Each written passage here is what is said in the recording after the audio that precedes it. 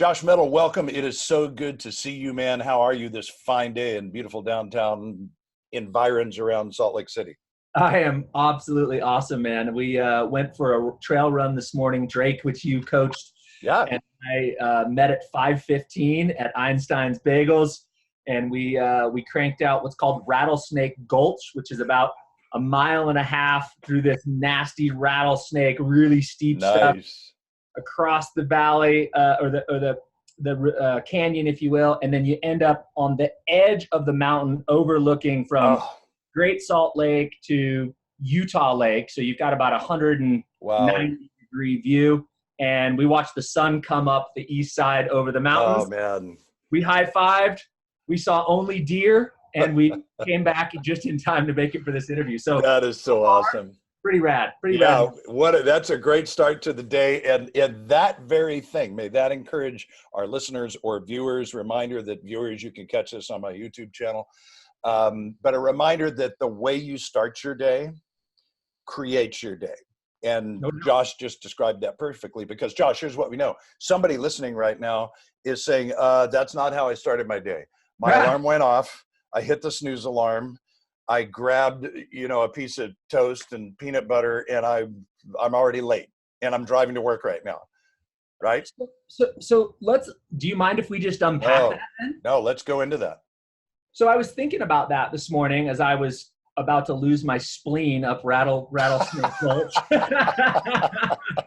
and I was talking to Drake over my heavy-winded breath. And I was telling him, I had a really bad day yesterday. And I don't have a lot of bad days. I mean, I probably have 5 bad days in a year, to be completely honest with you. Yep. And it was a SHI, the word, day. Yeah. And at the end of the day, I came home. I just had to leave the office. Like it was, the bomb went off, and I'm like, I'm out. I don't want to play anymore. Yep. And I'm driving home, and my wife Hillary was taking Xander to soccer, and so I had Aria. And I got home, and I wanted to do this. I wanted to eat food, and I wanted to drink wine.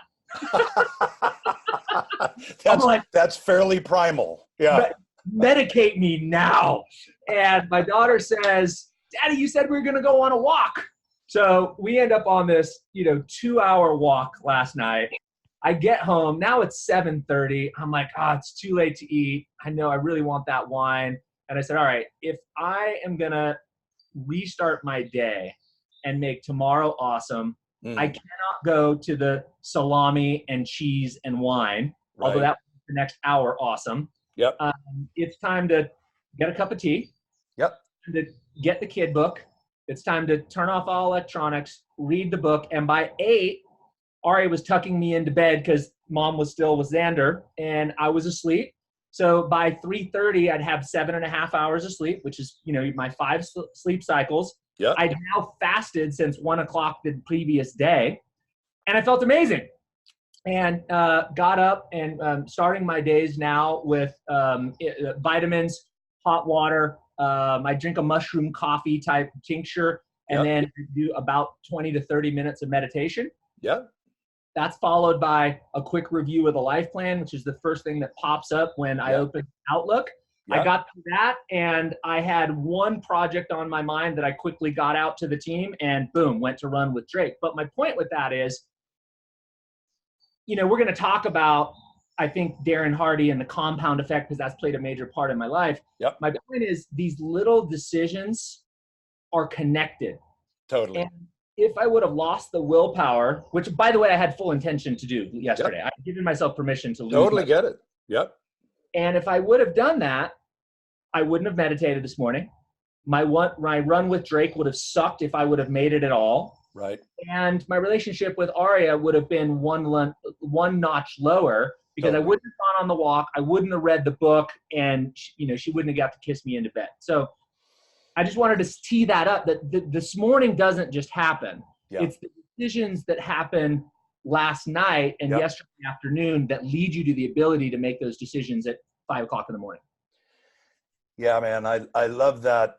I love that observation. And that's exactly when I told you before the interview that, the desired end result is I want people to be inspired in all of these interviews. That's the whole reason that I'm doing this. That's a perfect example because we all have moments of choice, right? Google calls them zero moment of truth, ZMOT, and it's in a retail environment, right? Sales decisions. But I believe that in life we have those personal decision moments, and no one else would have known. You know, Hillary probably wouldn't have called you out on that. She'd be like, "Yeah, let's do that. You know, let's have some salami and cheese and wine." She probably would have welcomed that. Totally. But I love that you made that decision and that you started to string together the consequences, right? Because to your point with Darren's book, The Compound Effect, that's when the dominoes all start falling in the direction that you want them to, because they can fall the other way too, right? We can just find ourselves out of control. So let me set the stage a little bit here. I've told listeners up front a little bit about you, but you know, I reference you all the time. As a matter of fact, you may recall that you do appear as a fictitious character in my book. So I think the best way, right? Yeah. I only mentioned 2 clients in here, and you I did anonymously, but now I'm calling it out, right? So I want people to know, if you have a copy of White Collar Warrior, page 11 is entitled A Different Kind of Warrior. And I've just described, because in my book, if listeners or viewers are not familiar with my book, I compare and contrast our special operations warriors in the American military and how they perform at such an amazing high level, such a small percentage of them, and the best of the best in sales and really business in general. And so I've just described Rick, who is in buds, and there's the staccato fire of gunfire, and they're running out to the beach, and it's cold, and he's wet, and he's miserable. And then I contrast it to you, because you're the perfect example of the story that I wanted to tell. So bear with me while I just read a little bit here. So this paragraph is called A Different Kind of Warrior. Halfway across the country, in a sleepy suburb of St. Louis, Missouri, the blaring alarm sounds, slapping Scott from his slumber. The moon is still high in the sky, streaming boldly through his bedroom window, as if unconcerned that the sun will arrive in a few hours to replace it. Scott opens one bleary eye to see the same number that greets him every morning, staring back at him, red and unblinking, 4 a.m. For a brief moment, he fights the urge to tap the alarm back into silence and burrow under the covers for another hour of sleep. Finally, his legs swing over the edge of the bed, as if pushed out from under the covers by force of habit. As he stands, he silences the insistent beeping and slips his smartphone from its charger. He staggers toward the coffee pot, or mushroom coffee, and pours himself a cup. He sips the hot Java as he slips into his usual chair. Scott pauses briefly to savor the silence before reaching for his well-worn life and business plans, a regular review that calibrates his every morning. After reconnecting with his mission, he opens an app and reviews his priorities for the day, highlighting those that will test his mettle most but yield the greatest return. Today, we'll decide whether Scott has what it takes to continue to be the best of the best, the elite of the sales world. He is a warrior of a different sort than Rick, a sales professional who knows that even if he entertains the thought of quitting, he will fail. He downs the last of his coffee and notes that his morning calendar shows an intense physical workout, followed by breakfast with his children and a quick check-in with his support team before a day full of back-to-back meetings with potential clients. He breathes deeply and opens his laptop to review email. His mind already rehearsing the script he performs with precision each day. Do what most will not do to enjoy what most never will. That's you, my friend. Awesome, man. Thanks a lot. I appreciate the kind words and the gesture there. Well, it's a nod to the reality that I knew of you. You know, there was a time that many years ago when you were getting up at 3, if I'm not mistaken. There was a time many years ago that I think I was right when you and I first got acquainted, and the crash was literally upon us. And I literally remember making the decision to write you a check for the first year coaching that was greater than the amount of money that I had remaining in my checking account. I do remember that. And, you know, Hillary, God bless her, was supportive in that. But I think most spouses would have been like, what are you doing, idiot? Totally. The account's going like this. And I just said, man, I got to do something different, because the best that I have got me here. and right. and here it's just not working. And here ain't working in this new economy. Yeah. And so I needed some help. But the following year after that was the year that we really, you know, you really took me a deep dive into technology. We really reformulated a plan after who we were going to go after strategically to create realtor relationships. By the way, the first person that we went after, one of them, is still my number one of my best friends in the world, and one of my best referral partners, has helped me get an MSA with a real estate company. Yeah. So a lot has come from that. But that year after that bottom where I, almost crashed the plane. Right. I think that it was closer to 1:30 or 2 o'clock in the morning. Wow. And I was watching Eben Pagan and Frank Kern and the online marketers and reading Dan Kennedy. Yep. And I was doing that for 2 or 3 hours. And then I would kind of the working on direct response creation of what it's going to look like. And then I would hit the gym with Hillary, and then we would be back, and I'd be at the office by 8. So it was insane. The first year or two, I was strictly driven by fear. Yeah. And it was a couple year run of about 4 hours of sleep. And then finally somewhere in Masters, we had a guest speaker come in that talked how important sleep was. And I was like, oh, okay. That's where these wrinkles are coming from. Right? Yeah, I get it. Well, that's an awesome story, man. And I had forgotten that you were starting that ridiculously early for a period of time. But, that's indicative of that. That's that whole all-in philosophy that I want people to get from you. And we don't have enough time to go super deep, but one of my favorite stories about you'll have to elaborate on, because I tell these little anecdotal stories that are probably, 75% accurate. Right. But I don't want to perpetuate inaccuracies. So I want you to correct me on it. But I remember you telling me that at a period of time, your mom was working, you were living, your dad was not in the picture. Your mom was working, you were living in an apartment, and at some point you decided, I should pop popcorn and put it in little bags. And was it not selling it to the people around the pool? No, it was. So, my mom and dad were separated prior to me being born. And so mom was primarily the main support keeper, although dad has been great throughout my life, but she was the main caregiver.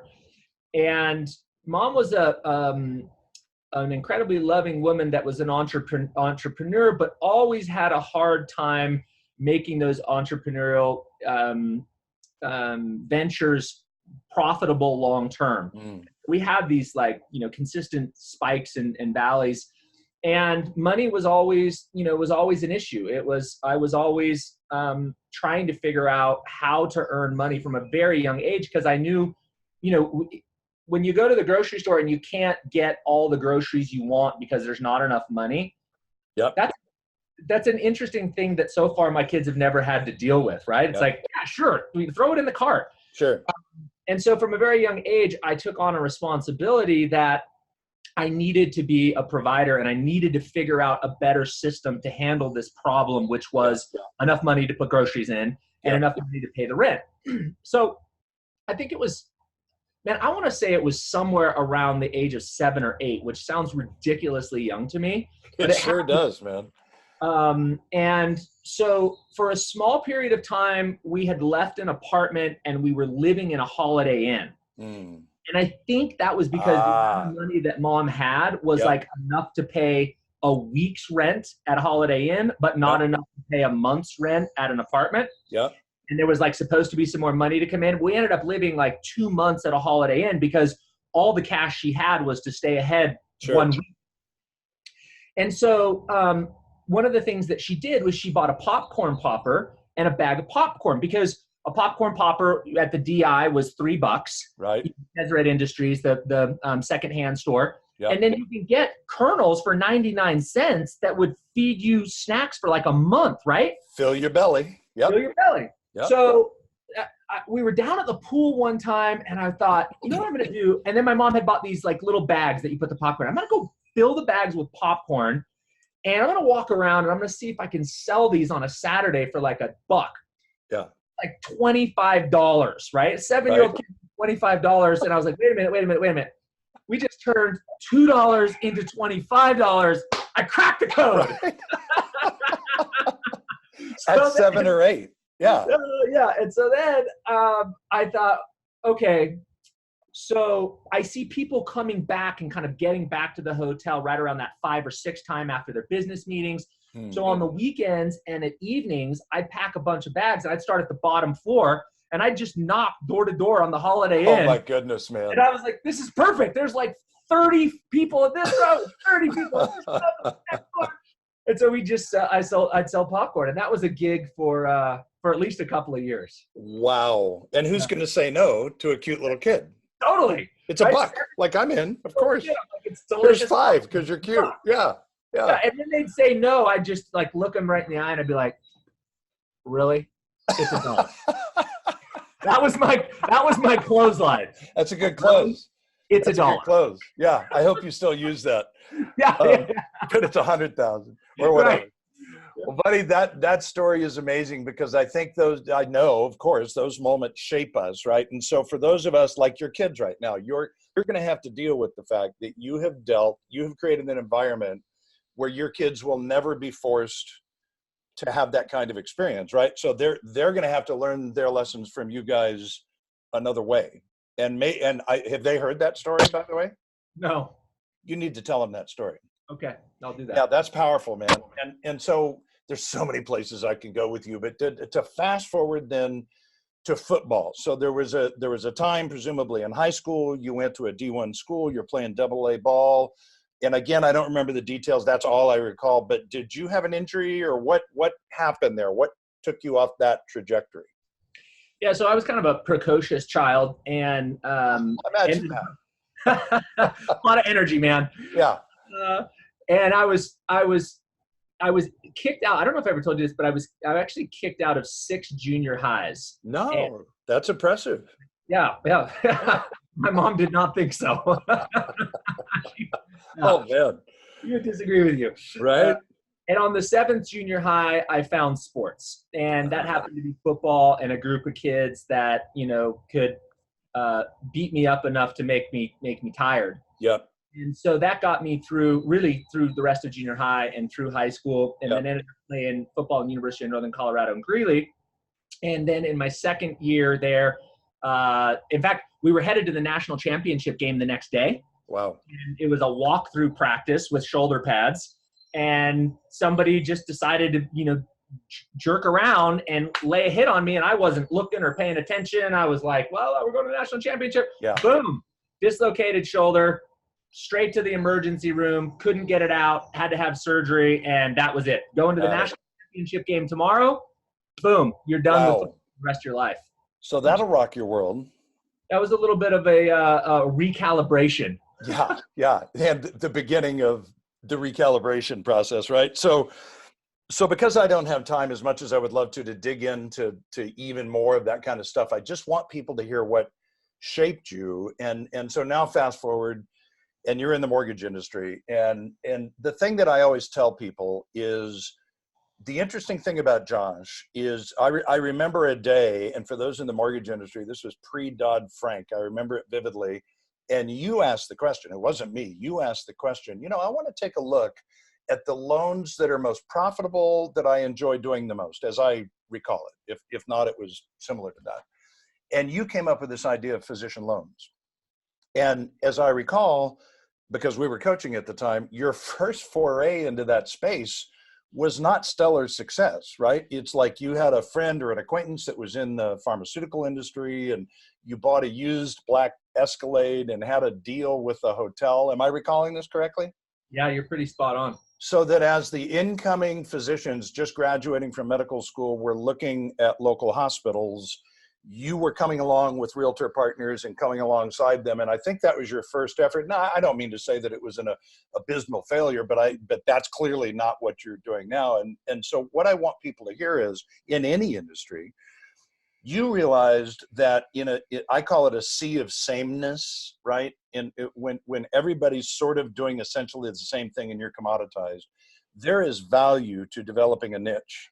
No doubt. And you developed a niche like I've never seen before. And so if we were to fast forward that, because I remember then you were registering URLs for all 50 states. You were you were recording video interviews with white coats, right? Physicians in white coats, and you're driving people to the website. And you were creating social proof that this is what we do. And then forgive me, because I may be stumbling into something here that is no longer accurate, but you created a connection with a financial planning organization that also specialized in physicians, correct? Yeah, well, in the context of the show, Going All In. Yeah. And I have to give you credit back for where that idea came from, because I really do think that was you that challenged me to go back through my year and look at the people that I most enjoyed working with and that were also profitable, right? You didn't want to do loans that weren't profitable. Sure. So we went back and we discovered that, accidentally, through no intention of my own at that point, I had been referred by a realtor partner of mine 6 or 7 different physicians. All of them had had a hard time getting financing somewhere else and then had come to me as kind of a referral. They couldn't get their deal done somewhere else. Yeah.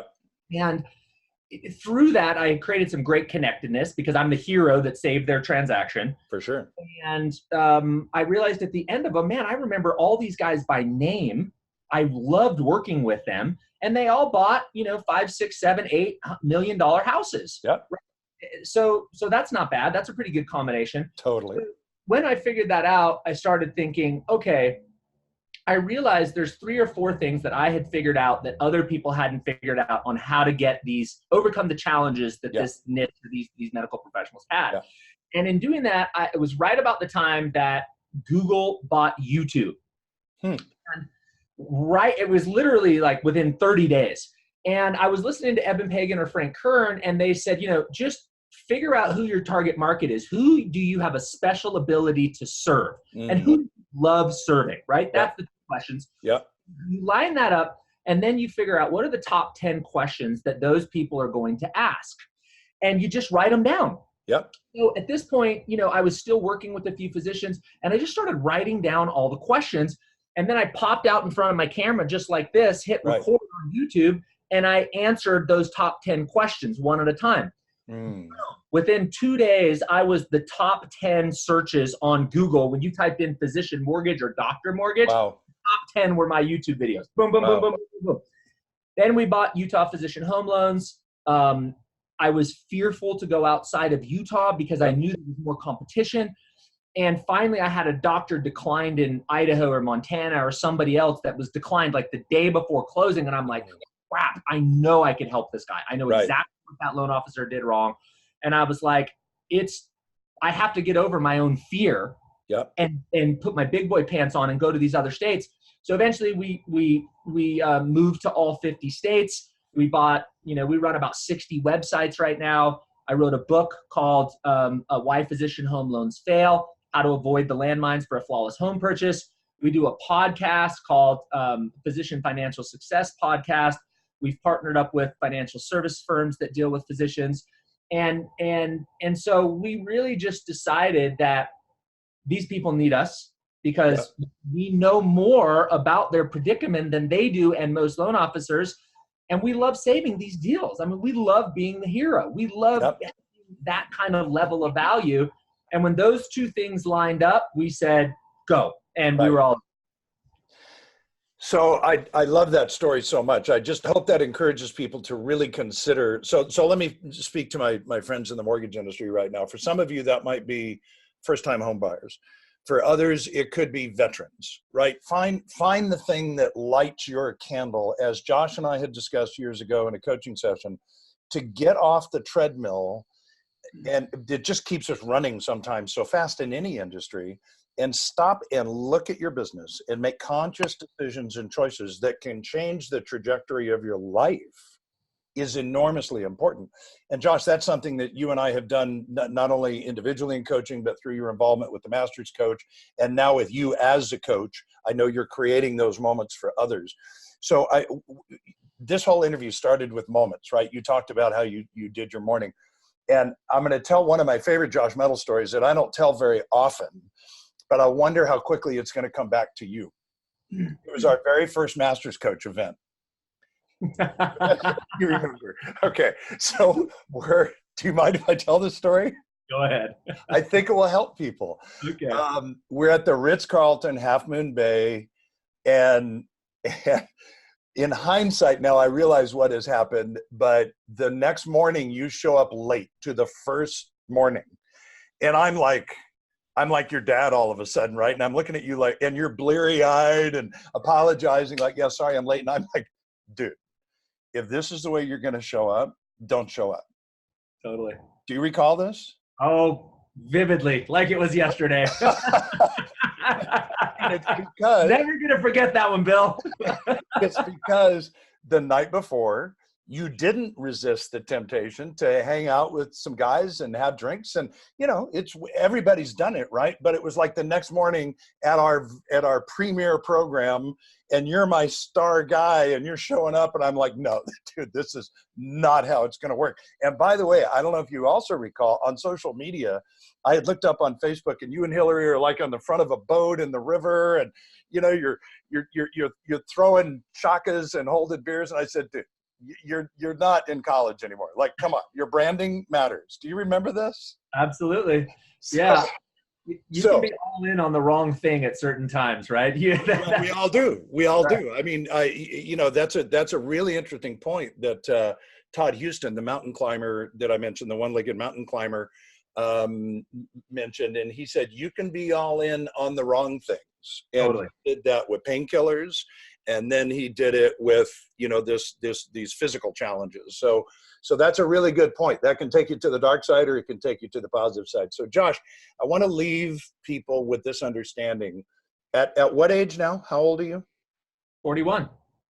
So at 41 years of age, what I know, and you are welcome to correct, is I remember coming to Salt Lake, and we did an event for some of your team, and it just struck me that you had mentioned that it was a Range Rover that you were driving, I think, at the time, and it was a few years old, but it was paid for. And it struck me that's interesting. I have clients that pay $1,000 a month for a car. Interesting. And then we started talking about investment property, and I was blown away to learn that you had like 1,000 doors. 100. Sorry, not 1,000. Sorry. Too many. I want to get to 1,000. Fair enough, man. And you will. 100. So sorry. 100 doors. And I thought, man, most people in America don't have any investments to speak of outside of a 401k. Most of the people in our industry recognize that they would like to have some passive income, but they haven't pulled the trigger on it. Many might have one, but to have 100, and then to have your mom and your bride involved in the management of that, I just thought, oh my goodness, this is such a phenomenal example of what's possible. So people will say to me, I had a client say to me yesterday, we just vacationed someplace and we saw this cool house, and now I got to figure out how to pay for it. And I said, you don't work at Walmart. Like, figure out how to pay for it. Come on, right? Put a plan together. You can absolutely do this. In our industry, in the real estate industry, and most of the industries that I serve, the opportunities are limitless. And so I guess I'd like you to close with just your observations around that, because again, you're now coaching with Fairway, and you have people that you're influencing.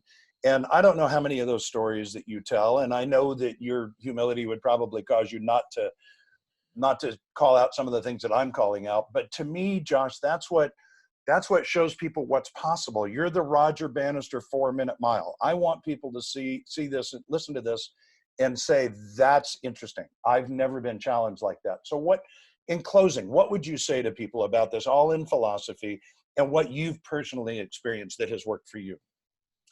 Yeah.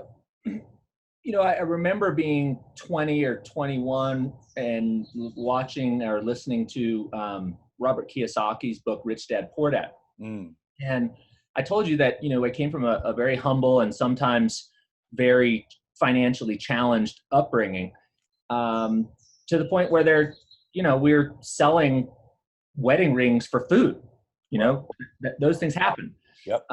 And so I was always looking for a better way. I was always thinking, I remember looking up at like tall buildings and going, how in the world does someone come up with enough money to build and own one of those buildings? Like, I want to own one of those. Mm. I was always looking for a plan or a way. And I remember reading that Robert Kiyosaki book, and in there he talks about, the cash flow quadrant, and you want to have as much income coming from self-employed, but he also talks about positive cash flow.